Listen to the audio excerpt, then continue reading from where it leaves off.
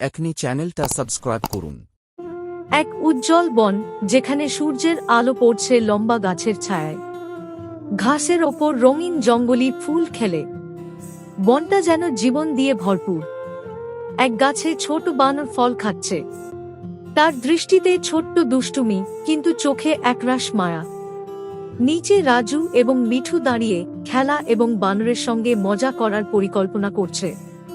রাজু হাসছে, মিঠুর চোখে ধৃতা, ঠোঁটে চতুর হাসি। হঠাৎ বানর লাফ দিয়ে বাতাসে দুলতে শুরু করে। রাজু মিঠু অবাক হয়ে তাকায়। রাসেল দূরে দাঁড়িয়ে বিস্ময়ে ও একটু মায়া নিয়ে দেখছে। বানর লাফিয়ে ডালে নামছে, এক হাত ফল ধরে আরেক হাত দিয়ে বেলুন ফাটাচ্ছে।